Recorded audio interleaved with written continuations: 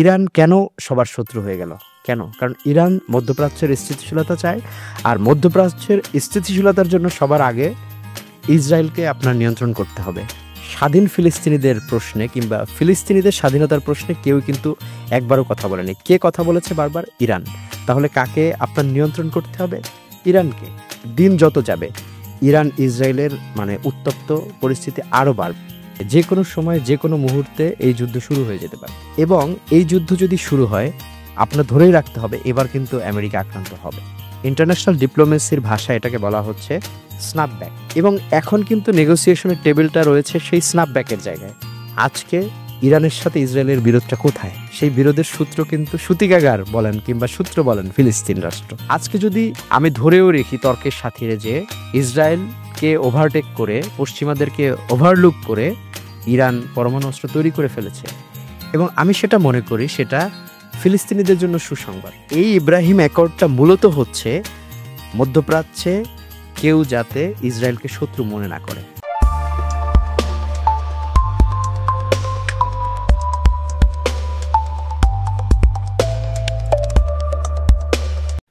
সুপ্রিয় দর্শক, আপনাদের সবাইকে স্বাগত জানাচ্ছি ইরান রেডিও বাংলার নিয়মিত আয়োজন মুখোমুখি অনুষ্ঠানে। আপনাদের সাথে আছি আমি শাহাদাত হোসেন। আমাদের আজকের অতিথি আন্তর্জাতিক সম্পর্ক বিশ্লেষক, কবি ও সাংবাদিক শাকিল মাহমুদ। আপনাকে স্বাগত জানাচ্ছি আমাদের অনুষ্ঠানে। কেমন আছেন? ধন্যবাদ শাহাদাত। আলহামদুলিল্লাহ আমি ভালো আছি, এবং বিশেষ করে ইরান রেডিও বাংলার দর্শক শ্রোতা যারা এই মুহূর্তে দেখছেন আমাকে, সবাইকে শুভেচ্ছা। এবং আমি শুরুতেই বলে নিতে চাই যে আমি একজন বাংলা ভাষার লেখক হিসেবে এবং আন্তর্জাতিক রাজনীতি নিয়ে কাজ করি সেই হিসেবে বাংলাদেশের মানুষ স্বভাবতই ইরানকে ভালোবাসে। বিশেষ করে ইরান হচ্ছে কবিতার শহর। ইরানে অনেক বিখ্যাত কবির জন্ম হয়েছে। বাংলাদেশের মানুষ স্বভাবতই হচ্ছে যুদ্ধবিরোধী, যে কোনো ধরনের যুদ্ধ, আগ্রাসন, কারণ আমাদের এই দেশটির জন্মই হয়েছে একটি যুদ্ধের ভিতর দিয়ে, এবং এখনও সেই পুনর্গঠন, সেই যুদ্ধ সেটা চলছে। তো আমরা সবসময় যুদ্ধবিরোধী বাংলাদেশের মানুষ, সেই হিসেবে আমরা ইরান বাংলা রেডিও আছেন সবাই আরো রক্তিম শুভেচ্ছা জানাই বাংলাদেশের। আপনাকে ধন্যবাদ। আমরা আজকে শুরুতেই ইরান এবং ইসরায়েলে যে সাম্প্রতিক সময়ে ঘটে যাওয়া 12 দিনের যুদ্ধ, সে বিষয় নিয়ে একটু শুরুতে আলোচনা করতে চাই আপনার কাছ থেকে। মূলত যে সময়টা যুদ্ধ হয় তখন আসলে আমরা দেখি বাংলাদেশের আপামর মানুষের একটা ধারণা ছিল, অনেকেই বলছিলেন যে ইরানের যদি পারমাণবিক কর্মসূচি বা ইরানের পারমাণবিক শক্তি যদি থাকতো, পরমাণু অস্ত্র যদি থাকতো, সেক্ষেত্রে আমেরিকা কিংবা ইসরায়েল ইরানে এইরকমভাবে অতর্কিত কিংবা অন্যায়ভাবে হামলা করার সাহস পেত না। একজন আন্তর্জাতিক বিশ্লেষক হিসেবে আপনার কি ধারণা বা আপনার কি মন্তব্য? আপনি কি মনে করেন? আমি আসলে এটাকে এভাবে ব্যাখ্যা করতে চাই যে পশ্চিমারা তাদের এখন থেকে প্রায় 60 বছর ধরে মধ্যপ্রাচ্য জুড়ে যে একটি প্রক্সি ওয়ার, এটা বলতে পারি আমরা মুসলিম জাতিগোষ্ঠী, কিংবা আমরা বলতে পারি যারা ফিলিস্তিনের যারা বাসিন্দা, তাদের বিরুদ্ধে যে একটা প্রক্সি ওয়ার জারি রেখেছে যুক্তরাষ্ট্র, ইউরোপীয় ইউনিয়ন সহ পশ্চিমা যারা মিত্ররা, তার একটি হাতিয়ার বলতে পারি আমরা ইসরায়েলকে। এবং স্বাভাবিকভাবেই আমরা যে যুদ্ধটি দেখলাম, এটা এক ধরনের এটা আমার কাছে মনে হয়েছে যে ইরানের সামনে হয়তো আরও বড় চ্যালেঞ্জ অপেক্ষা করছে সামনে। এটা এক ধরনের টেস্ট কেস আমার কাছে মনে হয়েছে এই কারণে, কারণ 12 দিনের যুদ্ধে বিশেষ করে তেহরানে যে ক্ষয়ক্ষতি হয়েছে সেটা আমরা মোটামুটি গণমাধ্যমে যতটা দেখেছি, কিন্তু ইসরায়েলে যে ধরনের হামলা কিংবা ইসরায়েলে যে ধরনের আমরা ধ্বংসলীলা দেখলাম ইরানের হামলার পরে, এটা আসলে ইসরায়েল কখনো কল্পনা করে নাই। এটা আমার নিজের ব্যক্তিগত অভিমতের জায়গা। এবং আমি যদি ধরেন পিস রিসার্চ ইনস্টিটিউটের একটি তথ্য আপনাকে বলি যে এই মুহূর্তে যে 9টি পারমাণবিক সক্ষম দেশ, তাদের যদি আপনার টোটাল নিউক্লিয়ার ওয়ারহেডের কথা আপনি চিন্তা করেন, কত ধরেন সেটা 12,512টির মতো ওয়ারহেড হবে। এটা হচ্ছে লেটেস্ট একটা পরিসংখ্যান। তো সেই সক্ষমতায় যখন আপনি একটি পরমাণু অস্ত্রের সক্ষমতার জায়গায় যাবেন, সেটার কিছু প্রসিডিউর আপনার মেনটেন করতে হয়। যেমন আইএ বারবার বলে যে মিনিমাম হচ্ছে 400 কেজি ইউরেনিয়ামের যে 60% করে যে তাদের মানে সক্ষম মানে ইউরেনিয়াম এনরিচ করার পাল্লা যদি ভারী হয় তখনই সে কিন্তু পরমাণু সক্ষমতার জায়গায় যায়, এবং সেটা যদি এবং সেই হিসাবে আইএই কিন্তু একসময় বলেছিল যে ইরান মানে প্রায় 90% কাছাকাছি চলে গেছে পরমাণু অস্ত্র তৈরির। এটা হচ্ছে পশ্চিমাদের এক ধরনের ন্যারেটিভস। এর বাইরে যদি আপনি যুক্তরাষ্ট্রের কথা বলেন, যেমন আমরা গত এই ইরানে হামলার কিছুদিন আগে আমরা দেখলাম যে মার্কিন কংগ্রেস কি বলল, যে তাদের কাছে মানে গোয়েন্দা বাহিনী বলল যে তাদের কাছে তথ্য আছে ইরানের কাছে কোনো অস্ত্র নেই। মে মাসে এসে ট্রাম্প ঘোষণা দিয়ে দিল যে না, আমার কাছে তথ্য আছে, তারা পরমাণু অস্ত্র তৈরি করে ফেলেছে। এখন এই যে ন্যারেটিভস পশ্চিমাদের মধ্যে, এবং আমরা সেই 12 দিনের যুদ্ধে কি দেখলাম, যে ইরান কিন্তু খুব সুকৌশলে তার স্থাপনাগুলো সরিয়ে নিয়েছে মানে পরমাণু সক্ষমতার জায়গা থেকে, এবং ট্রাম্প যেটা মানুষকে দেখালো কি আমরা সেগুলো ধ্বংস করে দিয়েছি কি। এবং দেখেন কোন ফেজে হামলাটা শুরু হলো, যখন ইরান বলল যে আমরা আমাদের যে নিউক্লিয়ার সক্ষমতা কর্মসূচি রয়েছে আমরা নূতন করে আরেকটি ইনবিল্ড করতে যাচ্ছি, মানে আরেকটি কর্মসূচি আমরা নূতন করে যাচ্ছি, তার 1 সপ্তাহের ভিতরে আমরা দেখলাম কিন্তু ইসরায়েল হামলাটা করলো। এবং যে ন্যারেটিভসটা হচ্ছিল যুক্তরাষ্ট্র এবং ইরানের সঙ্গে, যুক্তরাষ্ট্র পশ্চিমা দেশগুলো এবং ইরানের সঙ্গে, সেখানে কিন্তু ইসরায়েল কোনো নেগোসিয়েশন পার্ট না। Why Israel attack on Iran? Iran এই প্রশ্নটাই আপনাকে তুলে দেবে যে আলটিমেটলি হ্যাঁ, ইরান যে সামরিক সক্ষমতার দিক থেকে কিন্তু ইসরায়েলের চেয়ে 3 গুণ আগানো, যেটা আমরা দেখেছি। তার যে ধরনের লেটেস্ট আমরা যেসব দূরপাল্লার ক্ষেপণাস্ত্র দেখেছি, এই ক্ষেপণাস্ত্র কিন্তু স্বাভাবিকভাবে কেউ কল্পনাও করতে পারেনি এই ধরনের ওয়ারহেড মানে ইরানের কাছে রয়েছে। সেই প্রেক্ষাপটে কিন্তু একের পর এক আমরা যখন দেখলাম যে ইসরায়েলে হামলাগুলো হচ্ছে, আপনি স্বাভাবিকভাবে চিন্তা করতে পারবেন না এরকম দৃশ্য। আমি আন্তর্জাতিক সংবাদ নিয়ে কাজ করি অলমোস্ট 17 বছর। আমি কখনো এই ধরনের ছবি দেখিনি। ইসরায়েলিরা বাংকারের ভিতরে পালাচ্ছে, ইসরায়েলিরা ভবনের নিচে চলে যাচ্ছে, কিংবা ইসরায়েলিরা সুড়ঙ্গের মধ্যে চলে যাচ্ছে খাবার টাবার নিয়ে।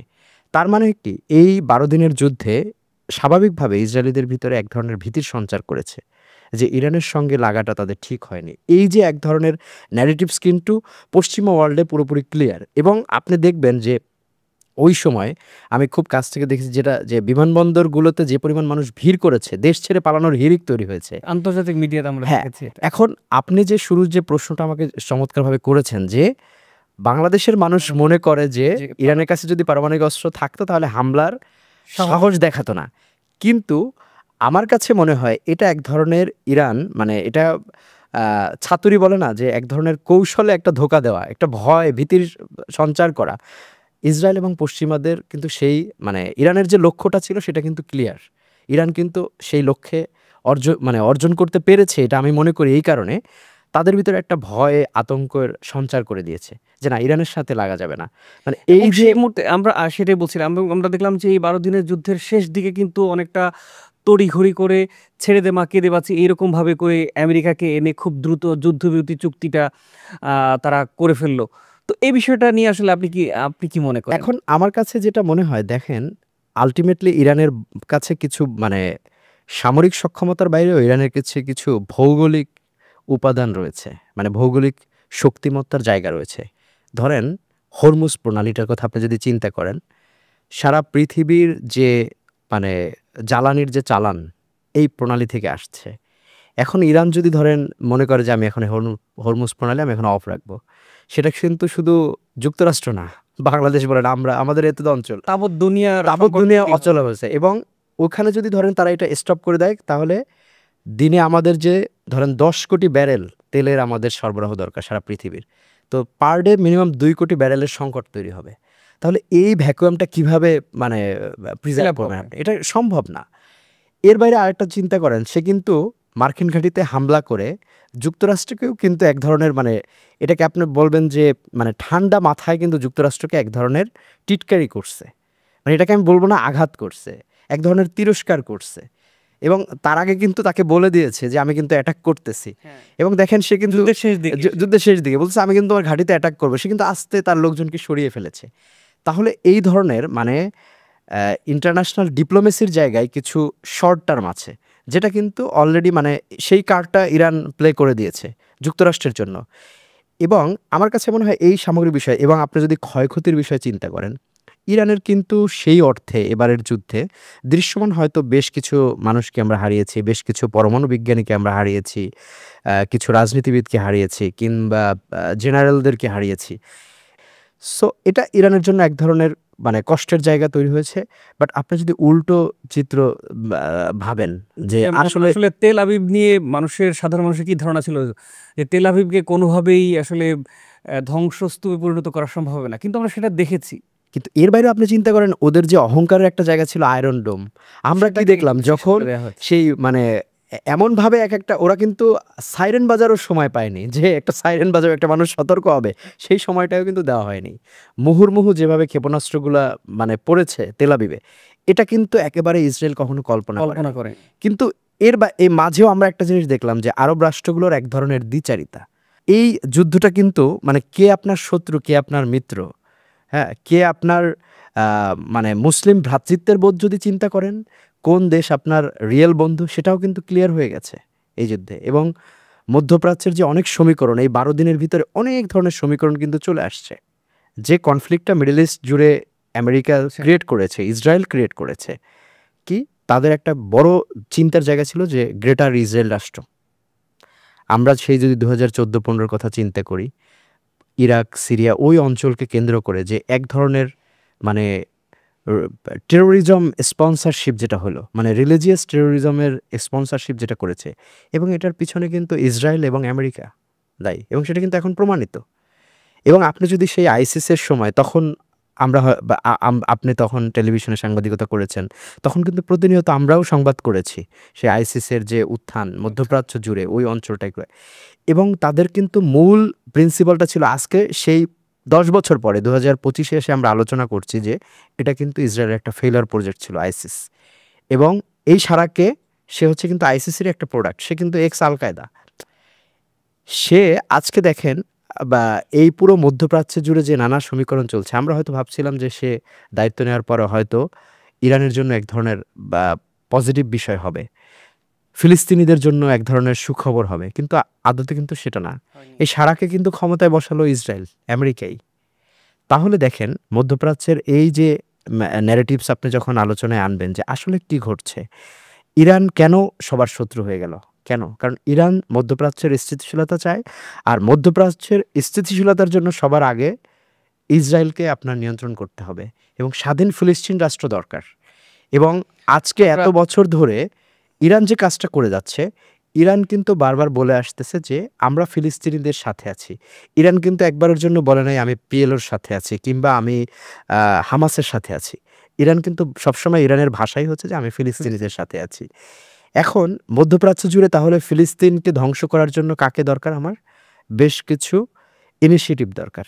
সেই ইনিশিয়েটিভটা আমার কাকে দিয়ে করতে হবে? আমার কখনো সংযুক্ত আরব আমিরাতকে দিয়ে করতে হবে, কখনো আমার বাহরাইনকে দিয়ে করতে হবে, কখনো আমার জর্ডানকে দিয়ে করতে হবে, আর মিশর তো সবার আগে থেকেই বেইমানি করে বসে আছে।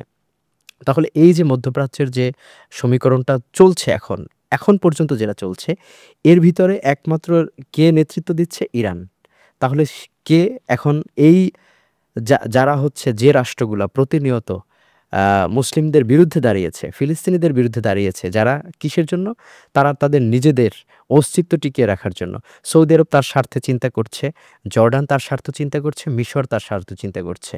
এরা কিন্তু কেউই স্বাধীন ফিলিস্তিনিদের প্রশ্নে কিংবা ফিলিস্তিনিদের স্বাধীনতার প্রশ্নে কেউ কিন্তু একবারও কথা বলেনি। কে কথা বলেছে বারবার? ইরান।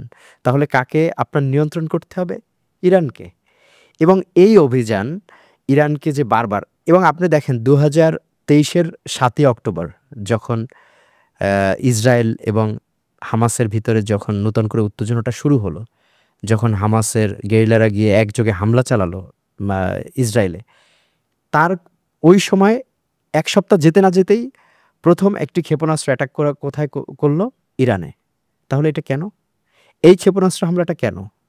তাহলে হচ্ছে যে এই মধ্যপ্রাচ্য জুড়ে যে একটা স্বাধীন ফিলিস্তিন রাষ্ট্রের জন্য যে আন্দোলন সংগ্রাম চলে যাচ্ছে, নিপীড়িত ফিলিস্তিনিরা, তাদেরকে কে সহায়তা দিয়ে আসছে? ইরান।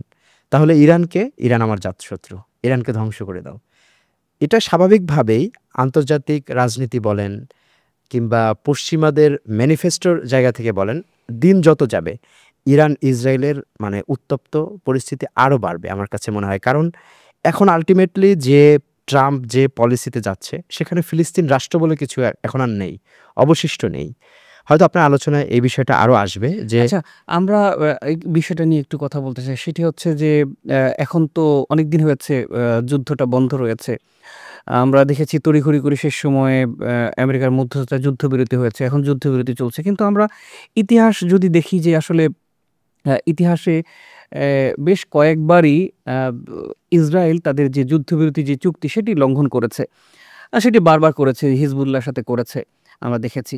তো ইরানের সাথে যে যুদ্ধবিরতি চলছে, আপনি কি মনে করেন এটি কার্যকর হবে?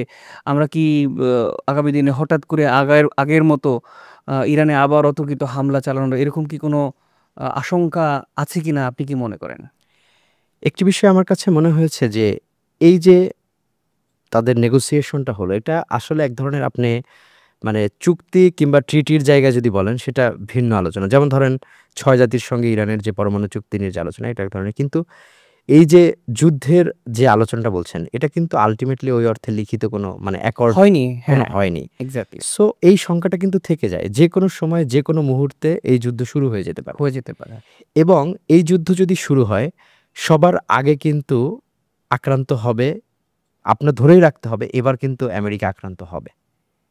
কি কারণে? কারণ হচ্ছে ইরান তার অস্তিত্বের স্বার্থেই আমেরিকার যারা মানে এলাই রয়েছে তাদেরকে কিন্তু ইরান শান্তিতে থাকতে দেবে না।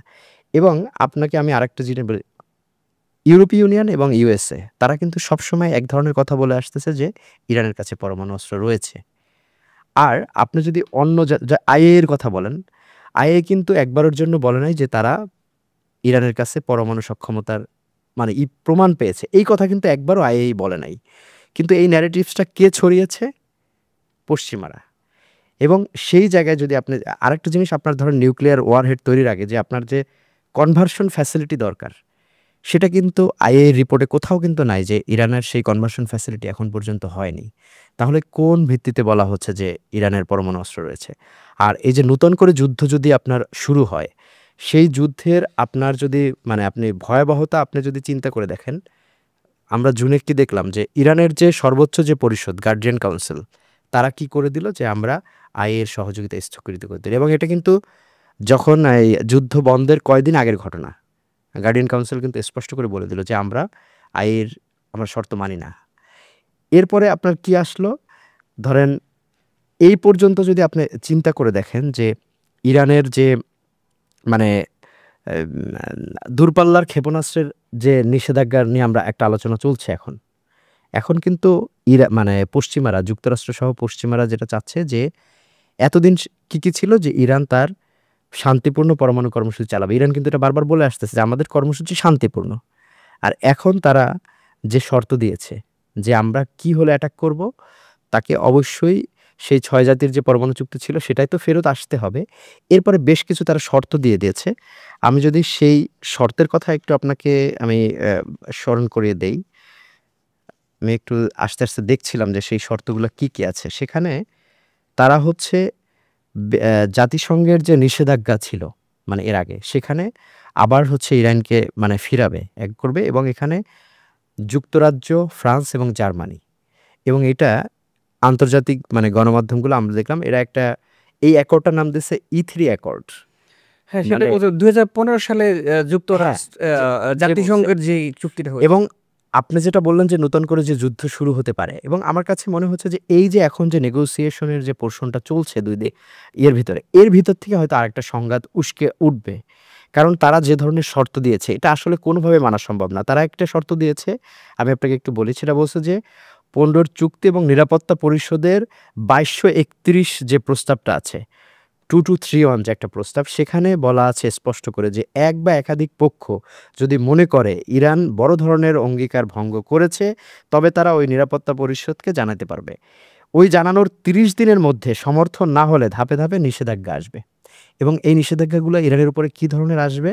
একটা হচ্ছে অস্ত্র, দ্বিতীয়ত জাহাজ, ইরানের যে মানে বাণিজ্যিক জাহাজ আছে, যুদ্ধজাহাজ, বাণিজ্যিক জাহাজ এবং ইরানের যারা অফিসার আছে। এরপরে হচ্ছে ইরানের যে বিভিন্ন ইনস্টিটিউশনগুলো আছে এবং এটা ইন্টারন্যাশনাল ডিপ্লোমেসির ভাষায় এটাকে বলা হচ্ছে স্ন্যাপব্যাক। এবং এখন কিন্তু নেগোসিয়েশনের টেবিলটা রয়েছে সেই স্ন্যাপব্যাকের জায়গায়, এবং এই E3 ইরানকে জানিয়েছে যে যুক্তরাষ্ট্রের স্বার্থে আলোচনায় ফিরে আসতে হবে ইরানকে, যুক্তরাষ্ট্রের স্বার্থে। তাদের কিন্তু এবং প্রথম দাবি। আপনি জানেন যে সেখানে তারা কিন্তু আপনি যেটা বলছিলেন যে পরমাণু ইস্যুর বাইরেও কিন্তু এখন নতুন একটা বিষয় নিয়ে আসছে, হ্যাঁ, সেটি হচ্ছে যে তাদের ক্ষেপণাস্ত্র ক্ষেপণাস্ত্র ক্ষেপণাস্ত্র কর্মসূচি। কর্মসূচি। হ্যাঁ, আমি এটাই আপনাকে বলছিলাম যে এবং আরেকটা পয়েন্ট তারা অ্যাড করছে যে আইএইকে পরমাণু স্থাপনায় প্রবেশাধিকার দিতে হবে, আইএইকে।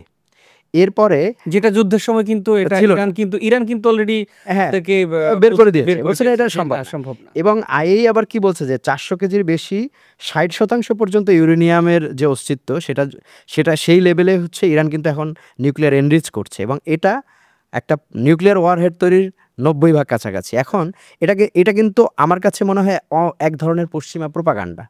এটা আমার কাছে এটার কোনো যারা এতদিন ধরে মানে এই 10 বছর ধরে ইরানের নিউক্লিয়ার সাইটগুলোয় তারা হচ্ছে রীতিমতো পরিদর্শন করে এক ধরনের আছে, এখন হঠাৎ করে তাদের কাছে মনে হলো এক ধরনের তারা প্রোপাগান্ডা টাইপ ছড়াতে হবে ওয়েস্টার্ন মিডিয়া, এবং এটা কিন্তু সারা ছড়াচ্ছে। তো আমি যেটা E3-র প্রশ্নে আপনাকে আরেকটা বললাম যে এটা যদি আলটিমেটলি ইরান না মানে সেক্ষেত্রে কী কী চ্যালেঞ্জ আসতে পারে ইরানের জন্য, এবং সেই চ্যালেঞ্জগুলো যদি ইরান অ্যাকসেপ্ট না করে তাহলেই কিন্তু যুদ্ধ অবশ্যম্ভাবী। এবং সেটা আমার কাছে মনে হয়েছে ফার্স্ট যেটা হবে যে তেল গ্যাসে ক্ষেত্রে নতুন এক ধরনের বিনিয়োগের নিষেধাজ্ঞা দিবে পশ্চিমারা। এবং আপনি এটা ভালো করে জানেন যে ইরানের মানে রাষ্ট্র পরিচালনা থেকে শুরু করে মূল বিষয়টা কমার্শিয়াল জায়গাটা কিন্তু অনেকটা নিয়ন্ত্রণ করে হচ্ছে আইআরজিসির উপরেও তারা কিন্তু নিষেধাজ্ঞা দেবে। এবং এদের আরেকটা প্রস্তাব আছে ওখানে, আমি ওই জাতিসংঘের যে প্রস্তাবগুলো আমি আস্তে আস্তে একটু দেখছিলাম, সেখানে একটা জায়গায় বলা আছে 1696 নম্বর যে প্রস্তাব, সেখানে বলা আছে যে সেই প্রস্তাব পুনর্বহাল করতে হবে, এবং তাতে বলা হচ্ছে ইরানকে ইউরেনিয়াম সমৃদ্ধকরণ পুরোপুরি বন্ধ করতে বাধ্য থাকতে হইবে। মানে আমি লিগ্যাল টার্মটা আপনাকে বললাম, তারা যে ধরনের অ্যাকর্ড নিয়ে আসছে সেখানে লিগ্যাল টার্ম মানে ইউরেনিয়াম সমৃদ্ধকরণ পুরোপুরি বন্ধ করিতে হইবে। এখন ইরান এতদিন কি বলে আসছে যে আমরা শান্তিপূর্ণভাবে। এখন ধাপে ধাপে তারা যেসব শর্ত চাপিয়ে দিচ্ছে তার মানে কি যে আপনাকে টোটালি শান্তিপূর্ণও করতে দিবে না, তাহলে কি দাঁড়াবে? এবং আরেকটা বিষয় আপনি চিন্তা করেন, ইরানের এখন যে সাউথ পারে যেটা আছে গ্যাস ক্ষেত্র, সেটা কিন্তু মানে সেখান থেকে কিন্তু বড় একটা ওদের হচ্ছে পাওয়ার সাপ্লাই আসে, মানে বিদ্যুতের সাপ্লাই, এবং সেই কেন্দ্রের হচ্ছে প্রায় 2/3 মানে 64 জ্বালানির যোগান দেয় কিন্তু এই সাউথ পারে গ্যাস ক্ষেত্র। এবং এটা কি হবে যখন ইন্টারন্যাশনালি এমবার্গোটা আসবে ইরানের উপরে, তখন কি হবে? এটা কিন্তু বিদ্যুৎ সংকট আরও বাড়বে ইরানের জন্য, যখন আপনার এই পাওয়ার তার মানে আসলে সামনে একটা বড় সংকট তৈরি হওয়ার সম্ভাবনা আসলে আমরা দেখতে পাচ্ছি। আচ্ছা, যদি যুদ্ধ আসলে লেগেই যায়, আপনি কাকে এগিয়ে রাখবেন? আর যদি বলি সামরিক সক্ষমতার দিক থেকে ইরান কিংবা ইসরায়েল, সে বিষয়টা নিয়ে একটু আমরা ছোট্ট করে আপনার কাছে জানতে চাই। আচ্ছা, আমি সামরিক সক্ষমতার বিষয়টা বলছেন এই তো? জি। মানে কে হ্যাঁ, এটা আমি একটু তার আগে আমি একটু বলি আপনাকে। সেটা হচ্ছে ধরেন এখনকার যে ইরানের যে রিজার্ভ ফোর্স যদি আপনি চিন্তা করেন, সামরিক সক্ষমতা কিন্তু আমি শুরুতে আপনাকে বলেছি যে ইরান কিন্তু ন্যাচারালি কিন্তু এগিয়ে আছে। ন্যাচারালি এগিয়ে। এবং আরেকটি জিনিস দেখেন, ইরান কিন্তু ভৌগোলিকভাবে এমন একটি সুবিধাজনকভাবে ইরানের যে অবস্থানটা ভৌগোলিকভাবে পাহাড়, তারপরে এপাশে সমুদ্র, তার যে ভৌগোলিক জায়গায় এখানে কিন্তু যে কোনো রাষ্ট্র, আমেরিকা কিন্তু ডিরেক্ট এসে অ্যাটাক করতে পারবে না, তার কিন্তু ওই ঘাঁটি হয়ে যে কোনো হয়ে আসতে হবে। তাহলে ইরানকে আপনি নির্মূল করা কিন্তু এত সহজ না। আপনি যদি তার রিজার্ভ ফোর্সের কথা চিন্তা করেন কিংবা তার মানে আর্মস ইয়ের কথা চিন্তা করেন, ধরেন এমন এমন ক্ষেপণাস্ত্র আছে যেটা আর কারো কাছে নাই। গ্লোবাল ফায়ার যে পাওয়ার ইন্ডেক্স যেটা আছে তার মধ্যে ইসরায়েলের চেয়ে তারা 3 গুণ এগিয়ে আছে কিন্তু সামরিক তিন গুণ এগোনো সামরিক সক্ষমতায়। এবং ওয়ার্ল্ডের যদি আপনাকে একটা পরিসংখ্যান দেই যে ওয়ার্ল্ডের সক্ষমতার জায়গায় সামরিক সক্ষমতা ইরান কিন্তু এখন 14 আর ইসরায়েলের অবস্থান কিন্তু 17 ওয়ার্ল্ডের, যদি আপনি জায়গায় দেখি। এরপরে আপনি যদি দূরপাল্লার ক্ষেপণাস্ত্রের কথা চিন্তা করেন, ইরানের কাছে যে ধরনের ক্ষেপণাস্ত্র এখন মজুদ রয়েছে, আমি শুরুতেই বলেছি যে এই ধরনের ক্ষেপণাস্ত্র কিন্তু ওদের কাছে নেই। ঠিক আছে, ইরানের কাছে প্রায় মোটামুটি বলা যায় যে 42 এর মতো এক ধরনের আমি পরিসংখ্যান পেয়েছি। এরপরে আরেকটা ইরানের যে এবার যেটা আমরা দেখলাম যে ওই ক্ষেপণাস্ত্র প্রতিরক্ষা ব্যবস্থা ইরানের যেটা যে আজারাক্স নামে এক ধরনের ক্ষেপণাস্ত্র প্রতিরক্ষা ব্যবস্থা ইরানের নিজস্ব রয়েছে। এবং সেখানে আমরা কি দেখলাম যে এটা কি করছে, ইনফ্রারেড এবং রাডার এবং ইলেকট্রো অপটিক প্রযুক্তি, এই তিনটাকে ব্যবহার করে কিন্তু তারা এটা করছে। তার মানে ওইদিকে যদি আপনি ইসরায়েলকে চিন্তা করেন, তার আয়রন ডোম, সেই আয়রন ডোমের অ্যাগেনস্টে কিন্তু ইরান কিন্তু নিজস্বভাবে একটা প্রযুক্তি দাঁড় করিয়ে ফেলেছে এর মধ্যে। এরপরে আপনি যদি ধরেন রিজার্ভ সেনা ফোর্সের কথা চিন্তা করেন, মানে সোলজারের কথা চিন্তা করেন, ইরান কিন্তু অলমোস্ট মানে 12 লাখ বলা যায় প্রায়। আর ওইভাবে যদি আপনি কম্পারেটিভ আমি বলি, ইসরায়েল কত, 6 লাখের মতো, এটা খুবই ছোট রাষ্ট্র। ছোট রাষ্ট্র। আবার রিজার্ভ ফোর্সের কথা যদি চিন্তা করেন, সেক্ষেত্রে কিন্তু 3.5 লাখ প্রায় রিজার্ভ ইরানের। হ্যাঁ, সো আমি কিন্তু এখন পর্যন্ত নূতন, আমি প্রথমেই বলেছি যে আমি নূতন যুদ্ধ চাই না, কিন্তু আমার কাছে মনে হয় যে ইসরায়েল যদি নূতন করে কোনো আক্রমণের চিন্তা করে, ইসরায়েলের জন্য যেটা খুব একটা সহজ হবে না। কারণ এখন পর্যন্ত সামরিক সক্ষমতায় হয়তো আপনি বলতে পারেন যে ইসরায়েলের কাছে তো 90টা নিউক্লিয়ার ওয়ার হেড রয়েছে, সে তো চাইলে এক ধরনের সেই নাগাসাকির মতো জাপানে আমরা যে মানে সবশেষ আমরা যে দেখলাম হিস্ট্রিক জায়গা থেকে যে কতটা ভয়াবহতা হইতে পারে পরমাণু একটা যুদ্ধের, তো সেটা যদি করে, কিন্তু সেটা আমার কাছে মনে হয় না যে খুব একটা সহজ সাধ্য হবে। না, এটা আমরাও বুঝতে পেরেছি। কারণ হচ্ছে শেষ দিকে আমরা তো দেখলাম যে আসলে ইসরায়েল অনেকটা হাতে পায়ে ধরে এই যুদ্ধবিরতি। আচ্ছা, আমরা একটা বিষয় আলোচনা করতে চাই, সেটি হচ্ছে আ এই যুদ্ধের সময় আমরা দেখলাম যে ইরান তো একটা মুসলিম কান্ট্রি। আ কিন্তু এই যুদ্ধের সময় মুসলিম বিশ্ব কিংবা আরব বিশ্ব কেউই সেভাবে সোচ্চার হয়নি, ইরানের পাশে এসে দাঁড়ায়নি। যেটা আসলে মনে করি এটা লজ্জাজনক একটা ব্যাপার। আপনি একজন আন্তর্জাতিক বিশ্লেষক হিসেবে আপনি বিষয়টাকে কিভাবে দেখেন? আমি দেখেন শুরু থেকেই আপনাকে একটা কথা বলেছি যে এই যে ইসরায়েলের যে গ্রেটার ইসরায়েল রাষ্ট্রের যে চিন্তা ভাবনা। সেই চিন্তাকে কেন্দ্র করেই কিন্তু এই ইসরায়েল এবং ইরানের যুদ্ধ। তাহলে আপনাকে মূলে চিন্তা করতে হবে যে কেন আজকে ইরানের সাথে ইসরায়েলের বিরোধটা কোথায়? কোথায়? সেই বিরোধের সূত্র কিন্তু সূতিকাগার বলেন কিংবা সূত্র বলেন ফিলিস্তিন রাষ্ট্র। তাহলে এখন এই যে আপনি যে প্রশ্নটা বললেন যে ওই সময় ইরানের সাথে কেন বিমাতাসুলভ আচরণ করেছে, তো যখন সেই গাজার মানুষকে নিশ্চিহ্ন করা শুরু হলো 2023-এ, তখন কিন্তু একটা রাষ্ট্র সবার আগে প্রতিবাদ জানিয়েছে, কে? ইরান। ইরান। এই যে মধ্যপ্রাচ্যের আপনি যখন ন্যারেটিভস টানতে আসবেন, যুদ্ধ কেন বিরোধ আসবে মধ্যপ্রাচ্যের অন্য দেশগুলোর সঙ্গে, ইরানের সঙ্গে, সবার আগে আপনার আনতে হবে ফিলিস্তিন রাষ্ট্র। আজকে দেখেন যখন একের পর এক হামলা হচ্ছে ইসরায়েল থেকে ইরানে, কোথা থেকে হামলাটা হচ্ছে, বিমান কোথা থেকে চলে আসছে? সিরিয়ার আকাশ থেকে।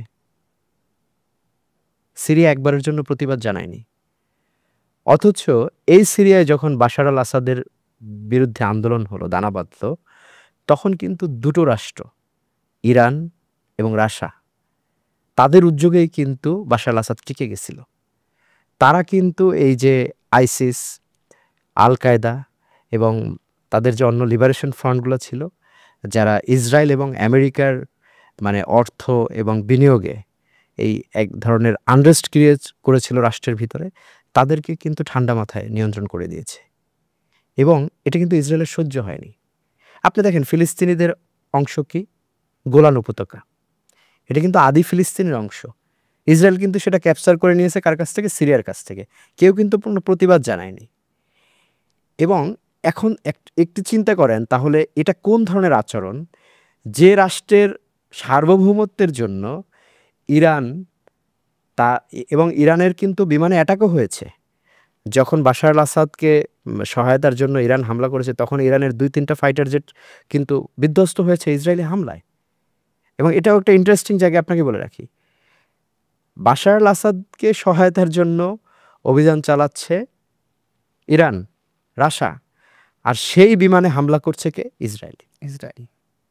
তাহলে মধ্যপ্রাচ্যের এটা হচ্ছে একবারে আমি যদি আপনাকে বলি যে মালা গাঁথার মতো বিষয়টা। এই আমরা কেন দেখলাম এদের বিমাতাসুলভ আচরণ? দেখেন, ইরানে হামলা করার আগে কাকে সে ধ্বংস করেছে? হিজবুল্লাহকে, লেবাননের। এবং দেখেন লেবানন কত একটা স্টেবল কান্ট্রি ছিল, এবং পৃথিবীর এমন কোনো একটা দেশ আপনি দেখাতে পারবেন না লেবাননের মতো এতটা স্টেবল ছিল, এই অর্থে আমি বলছি রাজনৈতিকভাবে। তারা কি ধরনের রিকনসিলিয়েশন তাদের রাষ্ট্রের ভিতরে দেখেন।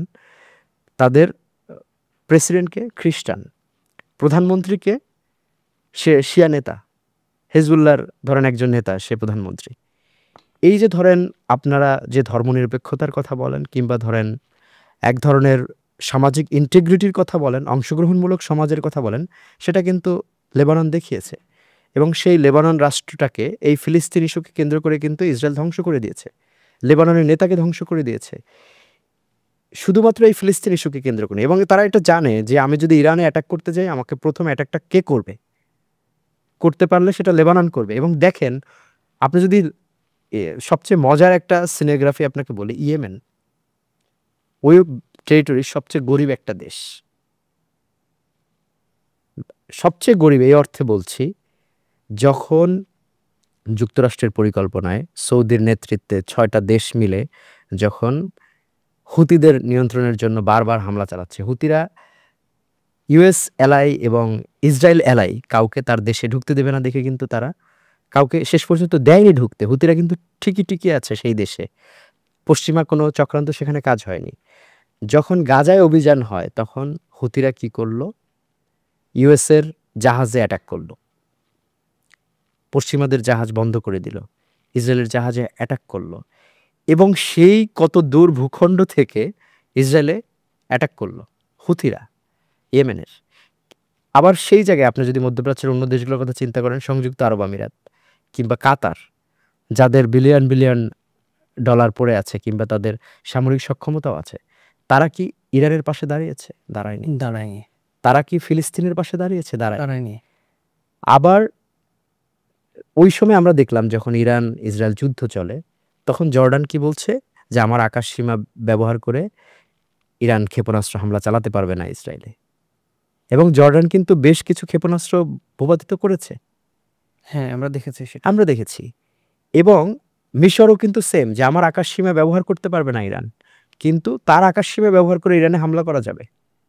তার মানে হচ্ছে যে এক ফিলিস্তিন ইস্যুকে কেন্দ্র করে আজকের এই যে মধ্যপ্রাচ্যের যে মূল সংকটটা তৈরি হচ্ছে, এটার সবার আগে ইস্যুজ হচ্ছে। এবং এখন আজকে যদি আমি ধরেও রেখি তর্কের সাথীরে যে ইসরায়েলকে ওভারটেক করে, পশ্চিমাদেরকে ওভারলুক করে ইরান পরমাণু অস্ত্র তৈরি করে ফেলেছে, এবং আমি সেটা মনে করি সেটা ফিলিস্তিনিদের জন্য সুসংবাদ। এটা আমি মনে করি এই অর্থে, কারণ তখন ইসরায়েলের ভিতরে অ্যাটলিস্ট এই ভয়টা থাকবে যে আমি যদি ফিলিস্তিনিদের এভাবে গণহত্যা করি তাহলে আমাকেও হামলার শিকার হতে হবে। আচ্ছা, এই মধ্যপ্রাচ্য সংকটের মূলে যদি বলি, সেটা তো অবশ্যই ইসরায়েল। গেল 7 দশক ধরে তারা এই জায়গাটাতে অশান্তি করেই চলছে। তরুণ প্রজন্মের অনেকেই আসলে ইসরায়েল যে প্রতিষ্ঠার যে ইতিহাস সেটা জানে না। আপনার কাছে ইসরায়েল প্রতিষ্ঠার ইতিহাসটা একটু আমরা জানতে চাই। কিভাবে ইসরায়েল আসলে ফিলিস্তিনের এই ভূখণ্ড দখল করে গড়ে উঠল, সেটা একটু আমাদেরকে বলবেন। এই ফিলিস্তিন রাষ্ট্র কিন্তু একসময় উপনিবেশ ছিল, ব্রিটিশদের উপনিবেশ ছিল। এবং সে সময় মানে আরবদের সঙ্গে অন্য এলাকা থেকে বেশ কিছু ইহুদিরা, তখন তাদের ভিতরে কিন্তু এক ধরনের দ্বন্দ্ব শুরু হলো। এবং তারা জেরুজালেমের সাথে বাইবেলের এক ধরনের কানেকশন খুঁজলো। এবং তাদের বলে ওই যে তামুদ, তাওরাত, সেই কানেকশন খোঁজা শুরু করলো। এবং সেখান থেকে আমরা সবশেষ যেটা দেখলাম, যখন হিটলার জার্মানিতে একের পর এক ইহুদি নিধন করছে, তখন তাদের কিন্তু কোনো রাষ্ট্র নাই পৃথিবীতে। এবং এখন যারা ইসরায়েলের মূল ভূখণ্ডে বাস করে, এরা কিন্তু বেশিরভাগই মানে 99% বলা যায় এরা কিন্তু ইউরোপ থেকে বিতাড়িত। এবং আপনি যদি চিন্তা করেন, ওই সময় কিন্তু কোনো রাষ্ট্র ইহুদিদের বলছে আমরা কাউকে আশ্রয় দেব, জায়গা দিব না।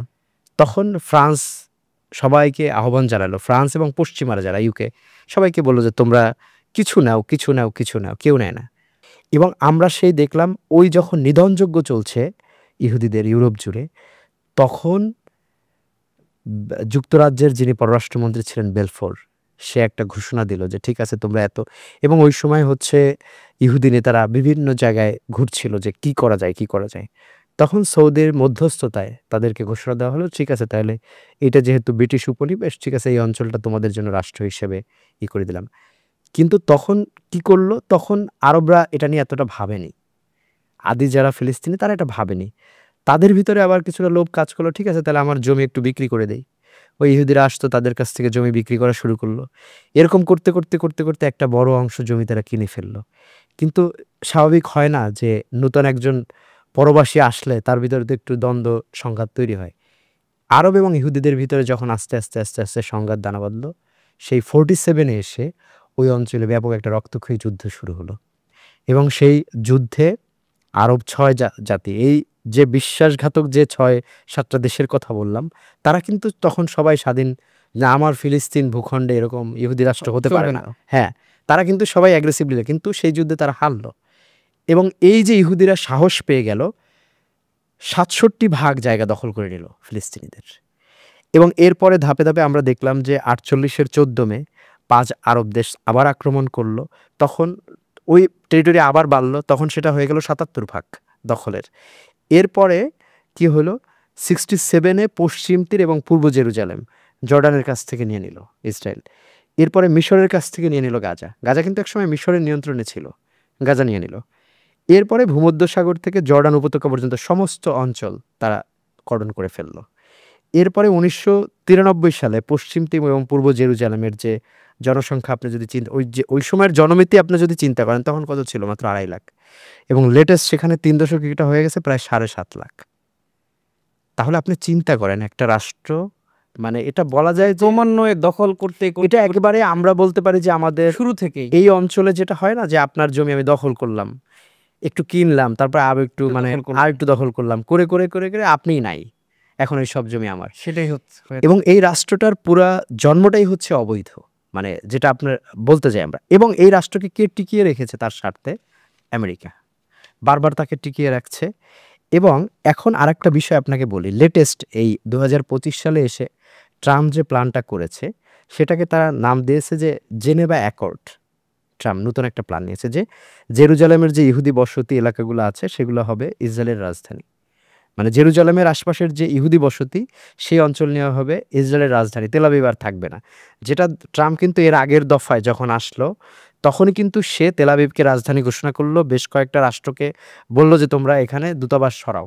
সে নিজেও তেল আবিব থেকে দূতাবাস জেরুজালেমে সরাই নিল। এরপরে তারা এই জেনেভা অ্যাকর্ডে আরেকটা প্ল্যান করেছে যে জেরুজালেমের যে ফিলিস্তিনি বসতি, সেইটা হবে ফিলিস্তিনের রাজধানী। এরপরে ইসরায়েলের যে বড় বড় বসতি এলাকাগুলো আছে সেগুলোকে সংযুক্ত করে তারা অন্য যারা আছে সেই জমি তারা এক্সচেঞ্জ করবে। এবং ফিলিস্তিনি নিরাপত্তা বাহিনীর পাশাপাশি তারা আরেকটা বহুজাতিক বাহিনী ফিলিস্তিনের গড়বে, এবং সেটা হচ্ছে ফিলিস্তিনের সঙ্গে জর্ডান মিশর সীমান্ত ক্রসিং এবং বিমান এবং সমুদ্র বন্দরগুলো, এগুলো সমস্ত কিছু পর্যবেক্ষণ করবে। এটা হচ্ছে ট্রাম্পের নেক্সট প্ল্যান, যে গাজা যখন তারা পুরোপুরি নিয়ন্ত্রণে নিয়ে ফেলবে। এবং এখানে আরেকটা বলি যে হামাস কিন্তু 1988-এ একটা হামাসের একটা চার্টার আছে, এবং সেখানে হামাস এর মূল মটো হচ্ছে যে তাদের যে আদি বসতি, মানে বাপের ভিটা বলা যায় যেটা, সেখানে কোনো ইসরায়েল রাষ্ট্র থাকবে না। এই শব্দের কারণেই যে ওই হামাস চার্টার যেটা 1988, এটা যেহেতু ইসরায়েল জেনেছে, তাহলে কি করতে হবে? এখন হামাসকে পুরোপুরি নিশ্চিহ্ন করে দিতে করে দিতে হবে। এবং এই যে দেখেন 2023-এর 7 অক্টোবর থেকে যে অভিযান থেকে শুরু করে এবছরের জুন পর্যন্ত ইরানের সঙ্গে যে ইসরায়েলের বিরোধ, সবই কিন্তু একই সূত্রে গাঁথা। একই সূত্রে গাঁথা। আপনি কোনো কিছু কোনটার সাথে কিন্তু আলাদা করতে পারবেন না। ইরানে হামলাটা হলো কবে? জুন মাসে। মে মাসে সিরিয়ার যে নূতন যে রাষ্ট্রপ্রধান সারাহ, তার সঙ্গে কিন্তু ট্রাম্প বৈঠক করেছে। এবং তার সাথে যে লিয়াজোল লাইনটা হচ্ছে যে তারা যে ইব্রাহিম অ্যাকর্ডের কথা আপনারা নিশ্চয়ই শুনেছেন। না, আমরা সেটাই বলছিলাম যে এই ইব্রাহিম অ্যাকর্ড, অ্যাকর্ড, হ্যাঁ, এটা নিয়ে একটু জানতে চাই। এটা নিয়েই আমি আলোচনা করছি যে এই যে সিরিয়ার যে পোর্শনটা, সেটা শেষ হয়েছে এই মানে সিরিয়ার সঙ্গে এসে ইব্রাহিম অ্যাকর্ডের লাস্ট আপডেটটা এসেছে।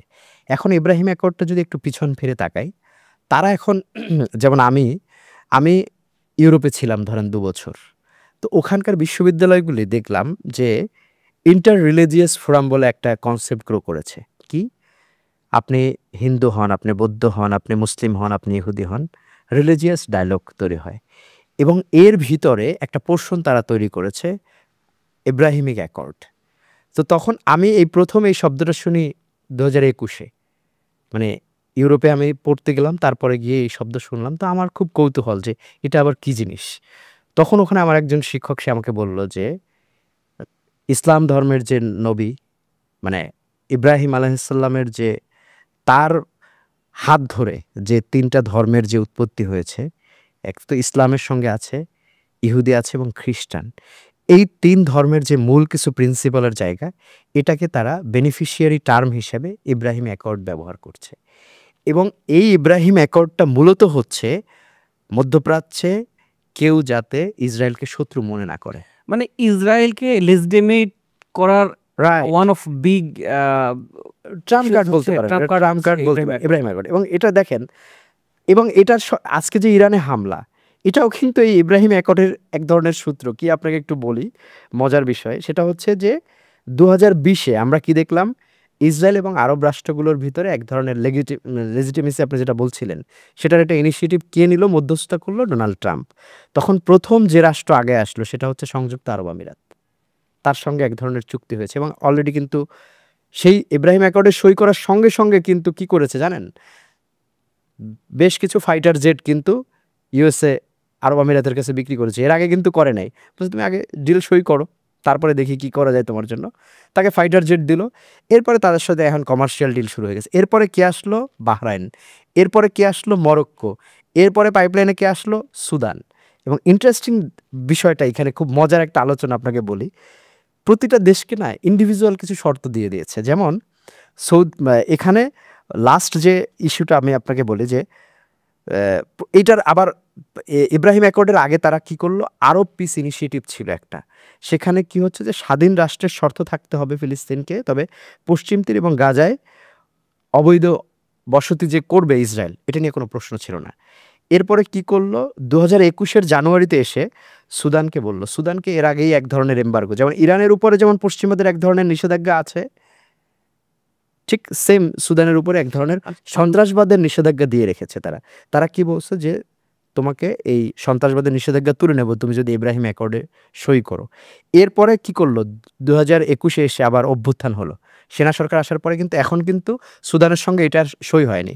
এরপর আমি আপনাকে আরেকটু বলি, লাস্ট লাইনে এসে কি করলো তারা, এই যে 2025-এ এসে তাদের লাস্ট ট্রাম্প কার্ড হচ্ছে সিরিয়ার যে এখনকার যে প্রেসিডেন্ট আহমেদ আল সারা, তাকে বলল যে তুমি যেহেতু সিরিয়ায় এখন আছো, তাহলে তুমি আমাকে কি কি দিতে হবে, যে ইসরায়েল রাষ্ট্র প্রতিষ্ঠার পরে যে আরব রাষ্ট্রগুলো যে অস্বীকৃতি জানিয়ে আসছিল, যে 6 দিনের যুদ্ধ হয়েছিল, সেই জিনিসগুলো সব তোমার ভুলে যাইতে হবে এবং এখন তোমার ইসরায়েলের সঙ্গে ইনিশিয়েট করতে হবে। এবং দেখেন ইসরায়েলের সঙ্গে সম্পর্ক স্বাভাবিক কি, তোমার কমার্শিয়াল লাইনে যেতে হবে, তোমার এখানে কূটনৈতিক সম্পর্ক স্থাপন করতে হবে। এবং সর্বশেষ কিন্তু সেটা ছিল সৌদি আরব, ইব্রাহিম অ্যাকর্ডের যে রাষ্ট্রগুলোর কথা বললাম। হ্যাঁ, আমরা বুঝতে পেরেছি। আমরা শেষ করব, শেষ করার আগে একটু গাজা উপত্যকা নিয়ে কথা বলতে চাই। আমরা দেখেছি গেল 2 বছর ধরে যে নির্মমতা, যে নির্যাতন চালিয়েছে ইসরায়েল গাজাবাসীর প্রতি, এটা আসলে সারা পৃথিবীর মানুষকে কিন্তু কাঁদিয়েছে। সারা মুসলিম বিশ্ব কিন্তু কোনো ধরনের সে অর্থে পদক্ষেপ নিতে পারছে না এই গাজাবাসীকে রক্ষা করার জন্য ইসরায়েলের হাত থেকে। আপনি বিষয়টাকে কিভাবে দেখেন, যে আসলে মুসলিম বিশ্ব কি আসলে কিছু করতে পারবে না শেষ পর্যন্ত গাজাবাসীকে রক্ষা করার জন্য? ওই যে দেখেন, আমি আলোচনায় ঘুরে ফিরে যে একটি বিষয় আসে, মানে এখন আমি হয়তো গাজার যে একটি ক্ষুধার্ত শিশুর ছবি যখন আমার চোখের সামনে ভেসে ওঠে, আমি হয়তো আমার নিজেকে সংবরণ করতে পারি না যে এটা কিভাবে সম্ভব, কারণ আমারও তো একটি সন্তান আছে। একটা শিশু দিনের পর দিন না খেয়ে আছে, একটা শিশু ত্রাণের জন্য যাচ্ছে, সেই শিশুটা 11 মাইল পথ পাড়ি দিয়ে ত্রাণের জন্য গিয়েছে, সেই শিশুটা যখন ত্রাণ নিয়ে ফিরবে তখন তাকে গুলি করা হচ্ছে। তাহলে এই একবিংশ শতাব্দীতে এসে এর চেয়ে বর্বরতা, এর চেয়ে নির্মমতা, আপনি একটা মানুষকে তার ঘুমাতে দিবেন না, তার বসতি কেড়ে নিয়েছেন, তার রাতের আশ্রয় ঘর সেটা ধ্বংস করে দিয়েছেন, সে খাবার তাঁবুতে কেড়ে থাকে, নিচ্ছেন। তাকে তার মুখ থেকে খাবারটা পর্যন্ত আপনি কেড়ে নিচ্ছেন। তাহলে আপনি কি মানুষ, অ্যাজ এ হিউম্যান বিং হিসেবে যদি আপনি এটাকে বলেন? আমরা দেখি পশ্চিমারা কিন্তু মানবিকতার কথা বলে, কিন্তু এখানে এসে জাতিসংঘ বলেন শুধু কিছু বিবৃতি দিয়েই বসে আছে। পশ্চিমারা পুরো নিশ্চুপ। সেক্ষেত্রে মুসলিম বিশ্ব আসলে কি করতে পারে? মুসলিম বিশেষে একটু দেখেন, হ্যাঁ, এইখানে যদি এন্ডিংটা বলি, এখানেও আজকে এই শুধুমাত্র গাজার মতো একটি ছোট্ট ভূখণ্ড নিয়ে যে রাজনীতিটা হচ্ছে, মুসলিম বিশ্ব কিন্তু কি করছে, ট্রাম্প কিন্তু একজন ব্যবসায়ী। আমি ডিরেক্ট সোজাসাপটা কথা বলি, সে রাষ্ট্রনেতার চেয়েও সে হচ্ছে বড় ব্যবসায়ী। সে হচ্ছে গাজা নিয়ে এক ধরনের প্ল্যান দিয়েছে, আবার সৌদি নেতৃত্বাধীন যে আরব ইনিশিয়েটিভ তারা এক ধরনের মানে প্ল্যানিং দিয়েছে। ট্রাম্পের মূল প্ল্যানটা কি হচ্ছে আমি আপনাকে বলি, সে বলছে রিভিয়েরা, মানে গাজাটা হচ্ছে এখন তার রিভিয়েরা। কি করতে হবে যে এখানের যে ২০ লাখ ফিলিস্তিনি এখন উদ্বাস্তু আছে তাদেরকে অন্যত্র সরায় নিতে হবে, এখানে রাখাই যাবে না। আর এখানে কি ৫ কোটি টন যে ধ্বংসস্তূপ হয়েছে এই যুদ্ধে, ৩ বছরের যুদ্ধে, ২২ মাসের যুদ্ধে, কি করতে হবে, এগুলোকে সরাইতে হবে, এজন্য সময় লাগবে, এই লোকগুলোকে এখানে রাখা যাবে না। এবং সেটার জন্য সে একটা টাইম ফ্রেম বলছে ২১ বছর লাগবে এই ধ্বংসস্তূপ সরাইতে। এবং তাহলে এই ২১ বছর এটার কর্তৃত্ব কার? এটা হচ্ছে আমেরিকার। আবার এর অ্যাগেনিস্টেতে, এবং এটা সে কোথা থেকে পেয়েছে বলি, ইউএস একজন ইকোনমিস্ট আছে, তার নাম হচ্ছে জোসেফ প্লেজম্যান। সে এই কনসেপ্টটা ট্রাম্পকে সে দিয়েছে। এর অ্যাগেনিস্টে কি করলো, যে ফিলিস্তিনিদেরকে এই অঞ্চল থেকে সরানোর জন্য ৬টা জনপদ সে করবে ট্রাম্প, এবং সেখানে তারা ফিলিস্তিনিদেরকে রাখবে। গাজারই একটা পোর্শন, কিন্তু গাজায় তারা ফিরতে পারবে না, মানে গাজার যে আদিভূমি সেখানে তারা ফিরতে পারবে না। সেম ইনিশিয়েটিভ কি করলো ২১শে ফেব্রুয়ারি ২০২৫ আমরা দেখলাম মিশরে ৭টা আরব দেশ তারা একটা প্ল্যান করলো যে গাজাকে আমরা এখন পুনর্গঠন করতে হবে। হ্যাঁ, কি করতে হবে, তারা $53 বিলিয়ন একটা মানে ফান্ড রেজের জন্য বললো যে এই ইস্যুসগুলো লাগবে। এবং সে কি বাট তারা একটা পজিটিভ জায়গা বলছে যে না, ফিলিস্তিনিরা এখন যেখানে আছে সেখানেই তাদেরকে রাখবো, মানে তাদেরকে ঘরবাড়ি থেকে বিতাড়িত করা যাবে না। এটা আমি এই অর্থে পজিটিভ বলছি যে দিন শেষে তার ভিতরে হয়তো যদি একটু হিউম্যানিটি জাগ্রত হয়। আমাদেরকে আজকে শেষ করতে হবে, আমরা যদি এক লাইনে একটু আপনি বলেন। এক লাইনে আমি শুধু বলি যে আমি চাই ফিলিস্তিন স্বাধীন হোক। আমি একজন স্বাধীন দেশের নাগরিক হিসেবে যে সুযোগ সুবিধা পাই, আমি চাই ফিলিস্তিন সেই স্বাধীন হোক। কারণ আমার কাছে, আমি যখন টেলিভিশনে পুরোপুরি কাজ করেছি, প্রচুর ফিলিস্তিনি ভিজুয়াল সাংবাদিকের সাথে আমার টাচ কন্ট্যাক্ট হতো। তারা আমাকে বারবার বলতো আমরা বাঁচতে চাই, তোমরা যেভাবে বাঁচতে চাও আমরা সেভাবে বাঁচতে চাই। তো আমি সেই কথাটা দিয়ে শেষ করব যে আমরা চাই যে ফিলিস্তিন এই যে ১০০ বছর ধরে এক ধরনের যন্ত্রণাদায়ক ইতিহাস ক্যারি করে বেড়াচ্ছে, এই যুদ্ধ সংঘাত বন্ধ হোক, ফিলিস্তিন একটি স্বাধীন রাষ্ট্র মাথা উঁচু করে দাঁড়াক, এবং ইরান এই মধ্যপ্রাচ্যের যারা যারা বিশ্বাসঘাতক আছে তাদের এগেনস্টে ইরানের যে সমুচিত জবাব, ইরান হচ্ছে নেতৃত্বের জায়গায়, সেটা তার সেই রোল অব্যাহত রাখুক। আপনাকে অনেক অনেক ধন্যবাদ জানাচ্ছি শাকিল মাহমুদ, আমাদেরকে সময় দেওয়ার জন্য। আপনাকে অনেক ধন্যবাদ, এবং সেই সঙ্গে ইরান বাংলা রেডিওর যারা দর্শক শ্রোতা আছেন সবাইকে অনেক ধন্যবাদ। সুপ্রিয় দর্শক, আজ এ পর্যন্তই। ভালো থাকুন, সুস্থ থাকুন। দেখা হবে পরের পর্বে অন্য কোনো অতিথির সাথে। আন্তরিক অনুরোধ চ্যানেলটি সাবস্ক্রাইব করার। আল্লাহ হাফেজ।